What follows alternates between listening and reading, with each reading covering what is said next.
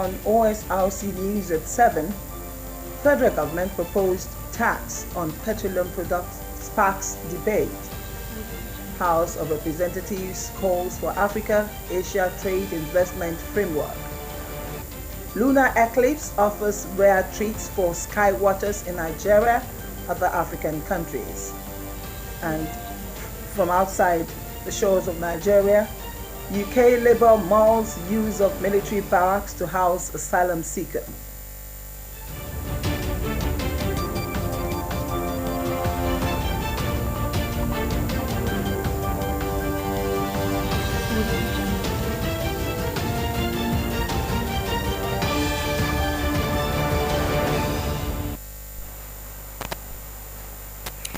Hello and welcome. This is News at 7 on OSRC TV. I am Adebimpe Akindele. Nigerians are increasingly speaking out against the federal government's plan to introduce a 5% surcharge on petroleum products set to take effect on January 2026. With inflation already soaring, many Nigerians fear the proposed tax will further drive up transportation, food and electricity costs, exacerbating the economic hardship caused by earlier reforms. Joy Pius has details.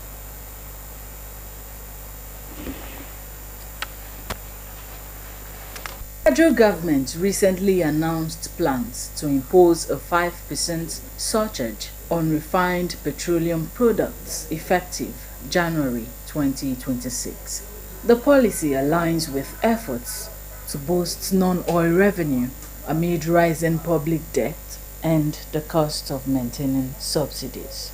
However, following the removal of fuel subsidies, this new tax has sparked widespread opposition from consumers, marketers and stakeholders who warn it will lead to higher pump prices. Many argue that an additional tax at a time when Nigerians are already struggling with transport costs will deepen economic hardship and inflate living expenses. Coming with a tax next year, we put additional problem to people. And since the increment on fuel, we have been having crisis, challenges on transportation. And coming up with tax again next year will be on fuel. Will be additional problem. Why is it that policies that government come up with, especially on this particular monolithic product that we have, which is from crude oil to all its products, and then petroleum products especially, always have been having issues with government and the people? The last of it was the removal of fuel subsidy, and then the money that has accrued from that removal, the government has promised that yes, it will show up revenue. But far from it as it is right now, we found out that exactly nothing has happened from the gains of that fuel subsidy removal.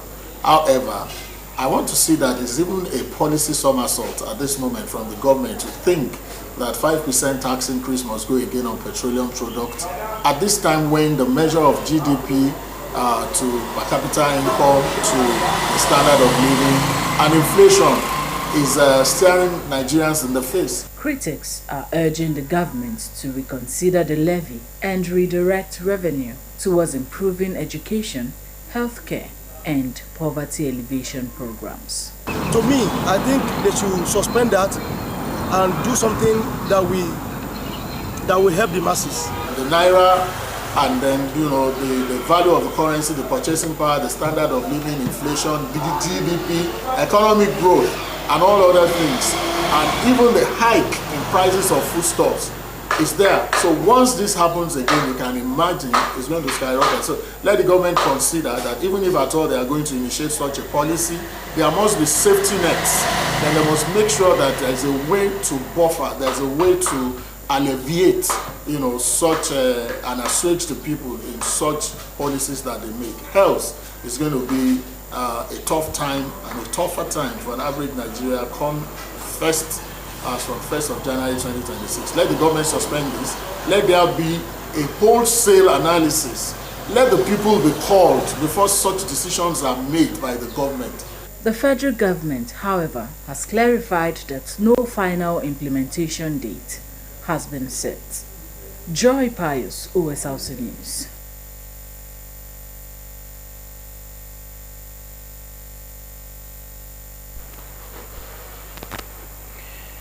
The Petroleum and Natural Gas Senior Staff Association of Nigeria has declared solidarity with the Nigerian Union of Petroleum and Natural Gas Workers in the push for the unionization of tanker drivers and all employees of the Dangote refinery and its allied companies.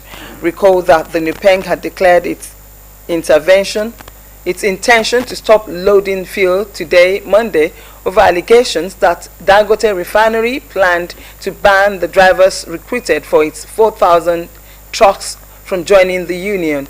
Pegasus warned that it may be forced to take drastic action if the matter remains unresolved, accusing the refinery's management of resisting unionization since its inception, despite several diplomatic interventions. The union said it fully supported NUPENG's demand for total unionization across the refinery and its affiliates, saying this was in accordance with the principles set forth by the International Labour Organization and in line with Nigerian laws. The union also urged urgent dialogue from all stakeholders to avert disruptions. In education, the Joint Admissions and Matriculation Board, JAM, Special Committee on Examination Infractions, has presented its report to the examination body, exposing how technology-driven malpractice is undermining Nigeria's admission process. While Chairman of the committee, Jake Epele, while presenting the report in Abuja to the Registrar of the Board, Professor Ishaq Oloyede, said the team uncovered 4,251 cases of finger blending and 192 instances of AI-assisted impersonation through image morphing during its investigations into the 2025 Unified Examination. Beyond finger blending and artificial intelligence impersonation, the committee stated that it documented 1,878 false disability claims, forged credentials, multiple national identification number, registrations, and collusion between candidates and examination syndicates. The panel, inaugurated on August 18, was charged with the responsibility of probing rising infractions, reviewing JAM's systems, and recommending reforms. The committee called on JAM to adopt a multi-pronged response that includes deploying AI-powered biometric anomaly tools, real-time monitoring, and a central examination security operations center on the course. In nursing, the Nursing and Midwifery Council of Nigeria has abolished its policy of eliminating a candidate from training after 3 successful attempts at the council's professional exams. The nursing body, however, stated that the affected students will now be allowed to retake the specific part they failed until they achieve a pass mark, provided they maintain at least 80% of attendance in lectures and clinical postings. In a circular signed by the Registrar Chief Executive Officer of the Council, Ndagi Al-Hassan, it said the reform is driven by the Council's goal to create a more student-centered, inclusive, and supportive learning environment. The Council notified the proprietors and heads of nursing training institutions that the policy of eliminating unsuccessful candidates from training after 3 attempts at the Council's professional exam is officially abolished. And to health proper now. Scientists have made a breakthrough discovery about glucose, common sugar in the body, and its powerful role in helping immune cells, called T cells, to fight cancer more effectively. The study, published on September 2, 2025 in the journal Cell Metabolism and reported by Drug Target Review, described T cells as critical defenders of the immune system which seek out and destroy cancer cells. This new research reveals that glucose acts as a building block for important molecules that support T cells, communication, and cancer-killing abilities. Dr. Russell Jones, the senior author of the study, said both T cells and cancer cells use nutrients to support their different needs. According to him, understanding how glucose specifically helps T cells will allow scientists support better their natural cancer-fighting abilities and possibly develop treatments to make cancer cells more vulnerable. He added that the finding is significant because it broadens the understanding of immune cell metabolism and ways to improve immunotherapy treatments that boost the immune system to fight cancer more effectively. ODSG reads riot acts against gender-based violence offenders after the break.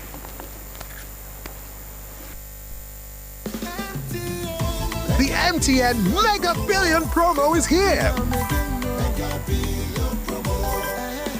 Dial star 900 hash and recharge 100 naira or more before 5 p.m. and you could be a millionaire. At 7 p.m., all cash prizes will be paid directly into your Momo account. Dial star 900 hash. Start recharging now and stand a chance to win big in the MTN Mega Billion promo.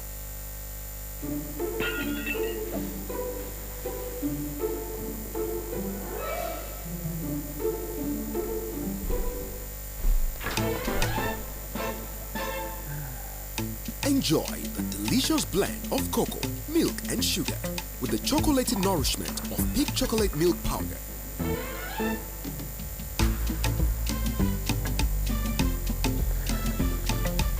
Peak. Reach for your peak.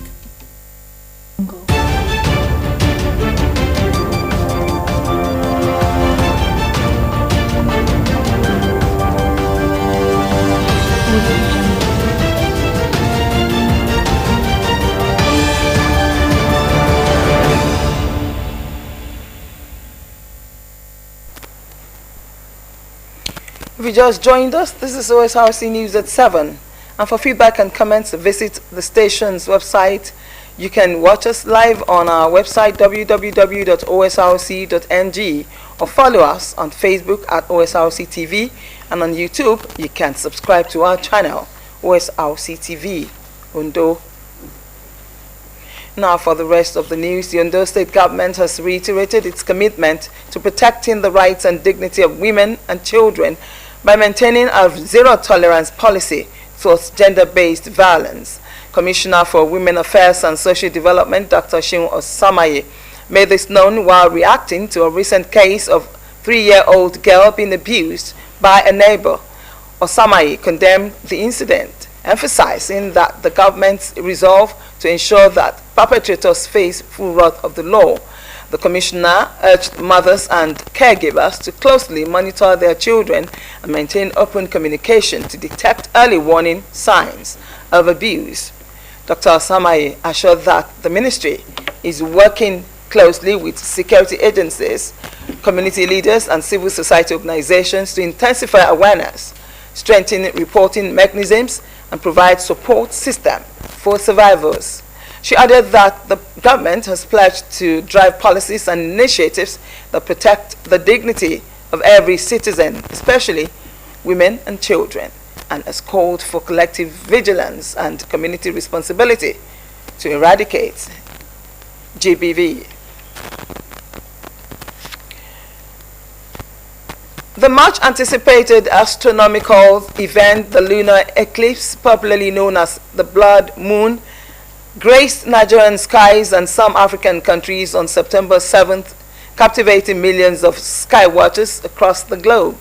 Its total phase lasted for about 82 minutes and was visible to nearly 85% of the world's population, making it one of the most remarkable eclipses in a decade.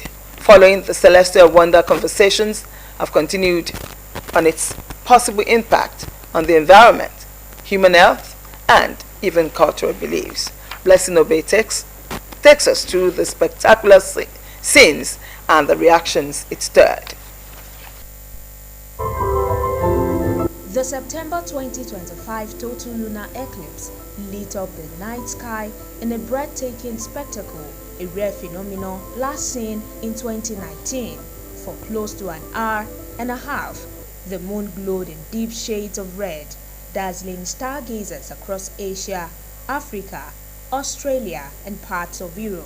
In Nigeria, residents in states like Lagos and Ondo witnessed clear views of the eclipse, while others experienced only partial glimpses due to cloudy skies. A total lunar eclipse happens when the Earth positions itself directly between the Sun and the Moon, casting its shadows across the lunar surface. Experts were quick to explain the science behind the wonder.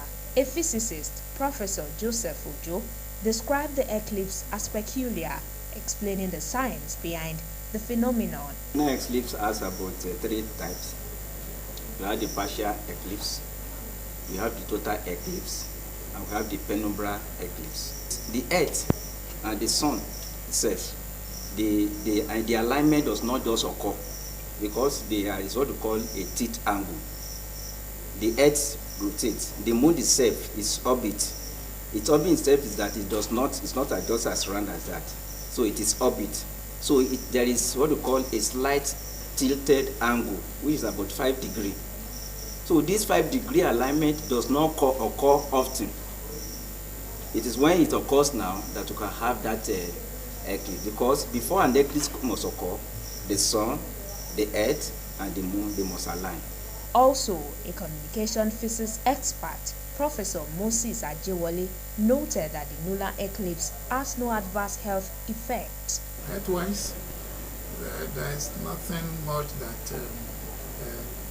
could be in terms of effect on the humans. We could view it with very naked eyes, and the rays are not too penetrative or destructive, unlike the eclipse of the Moon or the Sun or whatever. Those ones that comes with very powerful and penetrating rays could easily damage the retina and all of that. So in such a situation, viewers are usually encouraged to have a protective gadget, or to wear protective gadgets, so that they can inhibit the flow of harmful rays from such occurrence. But for the lunar, it's a jolly good occurrence that people would love to see, seeing the reddish part of the sun, and then the cycles around it all gleaming in fairy red and all of that. But beyond science, the blood moon has always carried deep cultural and astrological meanings. In parts of Africa, some communities view it as a sign of renewal, a cleansing of the old to usher in the new. In others, it is seen as a spiritual warning or a moment to offer prayers. In ancient times, eclipses were feared as omens of war or famine.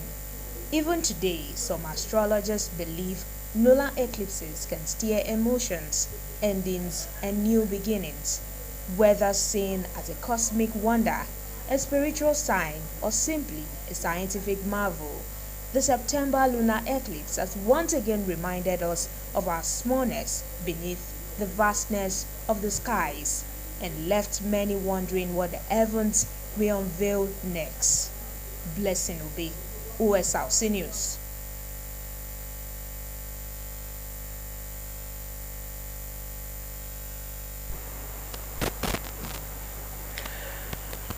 The Federal High Court has heard a suit filed by the Osun State government against the Central Bank of Nigeria and the Accountant General of Federation. The ongoing legal tussle between the Osun State government and the Apex Bank revolves around the disbursement of local government allocations. The state government alleged that the CBN and the Office of the Accountant General of the Federation are plotting to divert funds meant for local government into private accounts, which will be a gross violation of public finance regulations and the Nigerian Constitution. Osun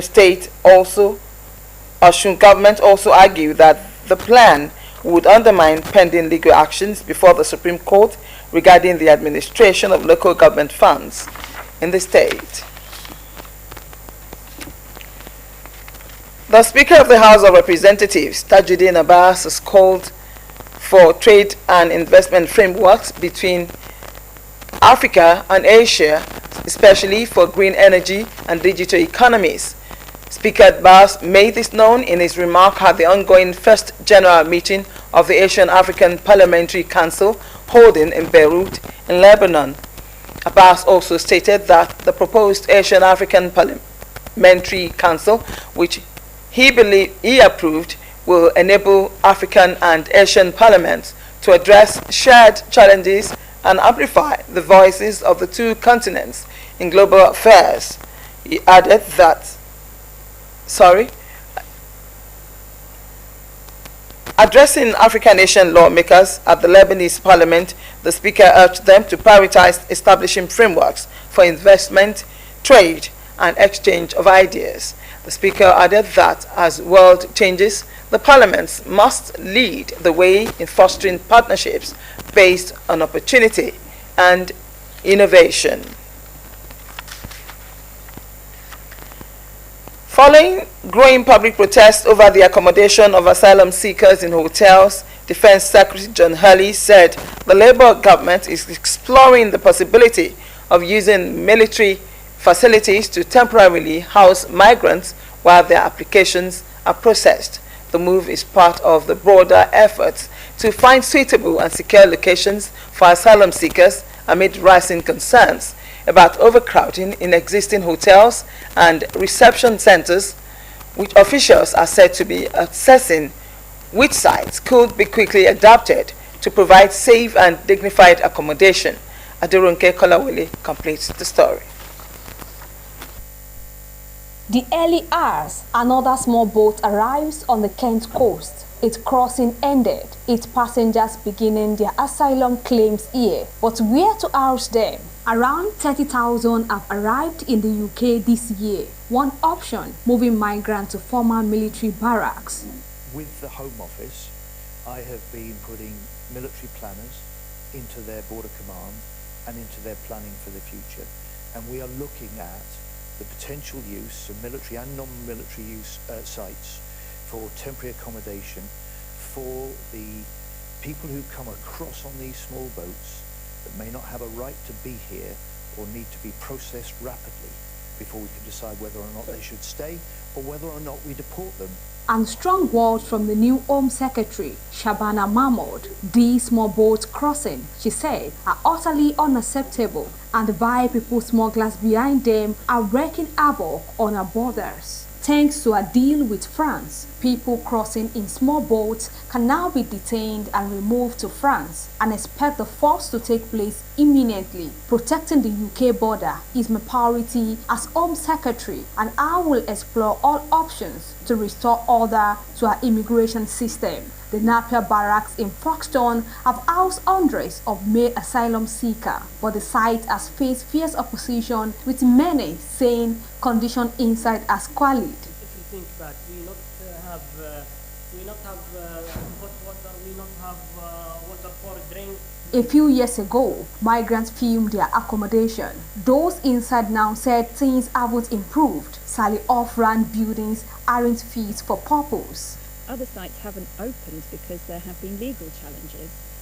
So there will be more legal challenges, and I don't see a way for the government to be able to use more military sites without a lot of opposition. From my point of view, it's on humanitarian grounds. These sites are not fit for human habitation.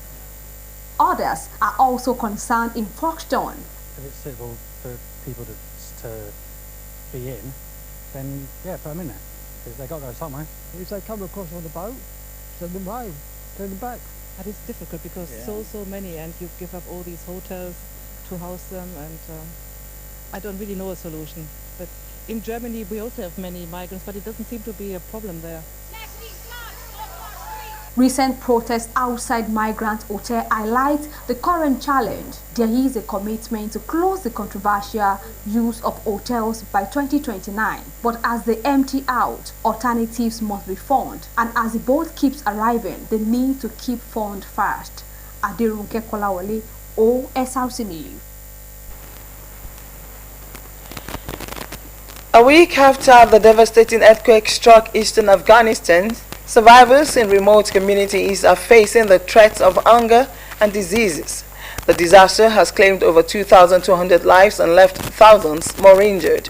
While humanitarian aid has begun to reach the affected areas, many survivors report that the assistance is insufficient to meet the urgent needs of the population.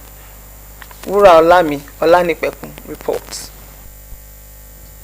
Lives and livelihoods have all been struck by earthquake. Tragedy etched across the faces of those who survived. What were once peaceful villages on the foothills of these mountains are now decimated. The inhabitants now living in open fields, tents, and hospitals. The road is a mess. There are huge rocks blocking it. There are still injured people there, and the dead remain under debris. I was stuck for a day and night before being rescued and brought here for medical treatment. And now there's a new threat. Among these people there are many communicable diseases. Respiratory infections are spreading. If families are not separated and not given tents, these illnesses will transfer to others around them. Those with minor injuries leave the hospital to face their new reality. Latif Allah is one of them. My son was trapped under the house. I tried to save him, but he was buried in the debris. People pulled me out, but my son died. My wife and another son were also injured. His name is Idris, and I miss him. Now I sit in an empty house.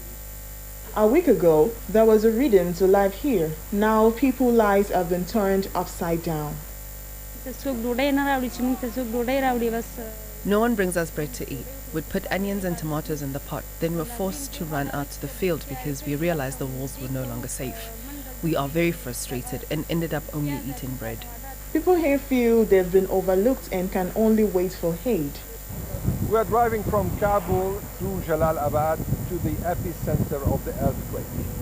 It's a long, winding and sometimes dangerous road, but it's a lifeline, bringing rescue teams to the devastated area.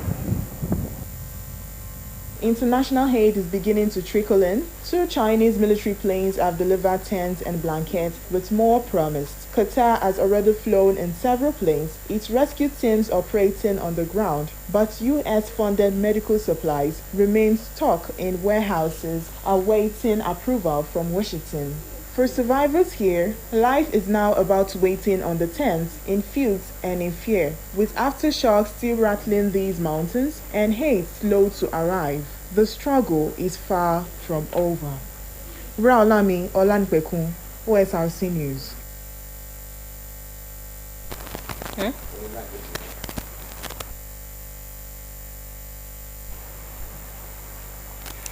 And in sports, the South Africa's Bafana will host the Super Eagles of Nigeria in a crucial 2026 FIFA World Cup qualifiers tomorrow at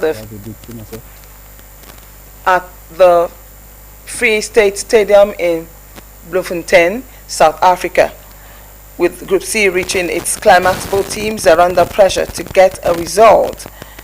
South Africa's aim to solidify its position at the top of the group, while Nigeria is desperate for a win to keep its World Cup hopes alive. Good luck to the Super Eagles in Bloemfontein. South Africa is a strong team. They have a good team also. They are first in the group. We are Nigerian, and we have a good team also, so we can compete with them. I think by the grace of God, we want a good result here. The most important thing for us to come here and win. We are looking focused on that. We'll be at the World Cup, 100% sure, but we all just need all Nigerian support for us. It's now one person now rooting for us. But it's up to us to make it, because I believe in this team. We have so many great talents, and we have to qualify. That's the most important thing. I feel like we have a very strong squad to match any country. And I feel like I don't see like a really big thing to us, but I know we respect them. They are doing well, even top in the group. But I feel like even though it's going to be a tough game tomorrow, but I feel like we're going to come out strong. Yeah, you know, every game has its own plan. You say you might be watching against Lesotho, Zimbabwe, Rwanda, and some other thing. But you know, when it comes to Nigeria, Before we go tonight, a look at just one of the major stories again. Nigerians have protested against the proposed 5% petroleum tax, citing concerns over increased transportation and living costs amid earlier reforms. That's the news tonight. Thank you for being there. My name is Adebimpe Akindele. Good evening.